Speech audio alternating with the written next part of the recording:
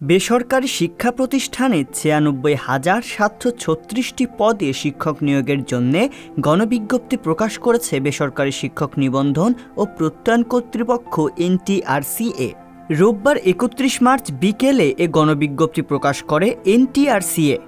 School এবং কলেজে পদ সংখ্যা ৪৩,২৮৬, মাদ্রাসা ও কারিগরি প্রতিষ্ঠানে ৫৩,৪৫০টি পদে শিক্ষক নিয়োগ দেওয়া হবে। বিজ্ঞপ্তিতে বলা হয়েছে, আগামী ১৭ এপ্রিল দুপুর ১২টায় এনটিআরসিএ ও টেলিটকের ওয়েবসাইটে গণবিজ্ঞপ্তির শূন্য পদের তালিকা প্রকাশ করা হবে। ওই দিন থেকেই প্রার্থীরা অনলাইনে আবেদন করতে পারবেন। আবেদনকারীর যোগ্যতা: গণবিজ্ঞপ্তির শূন্য পদে আবেদন করতে সংশ্লিষ্ট বিষয়, পদ ও প্রতিষ্ঠানের ধরন অনুযায়ী এনটিআরসি এর নিবন্ধন সনদধারী হতে হবে। ৯ মে রাত ১২টা পর্যন্ত আবেদন এবং ১০ মে রাত ১২টা পর্যন্ত ফি পরিশোধ করা যাবে।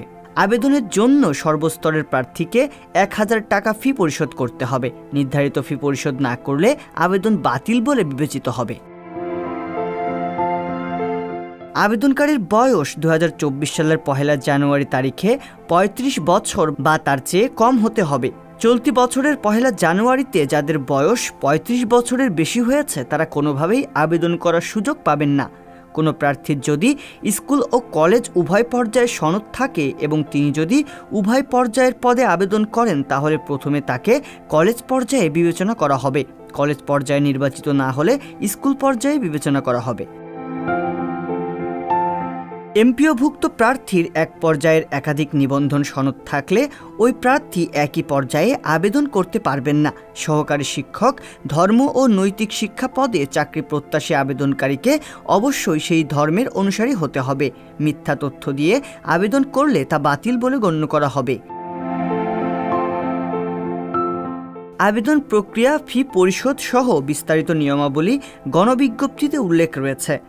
অনলাইনে আবেদন ফি দেওয়া সংক্রান্ত নিয়ম টেলিটক বাংলাদেশ লিমিটেডের ngi.teletalk.com.bd ওয়েবসাইটে এবং এনটিআরসিএ এর ntrca.gov.bd ওয়েবসাইটে স্বতন্ত্রভাবে প্রদর্শন করা হয়েছে। আবেদন এবং ফি দেওয়ার নিয়মের বিষয়ে ভিডিও টিউটোরিয়াল নমুনা টেলিটক বাংলাদেশ লিমিটেড এর ngi.teletalk.com.bd ওয়েবসাইটে পাওয়া যাবে।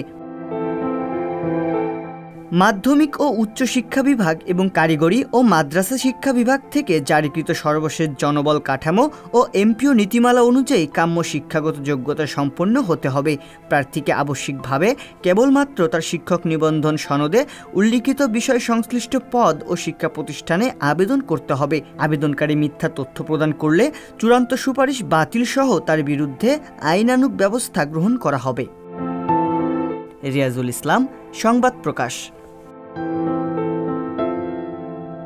সংবাদ, ফিচার ও অনুষ্ঠানের জন্য ভিজিট করুন সংবাদ প্রকাশের ওয়েবসাইট এবং যুক্ত থাকুন ফেসবুক পেজ ও ইউটিউব চ্যানেলের সঙ্গে।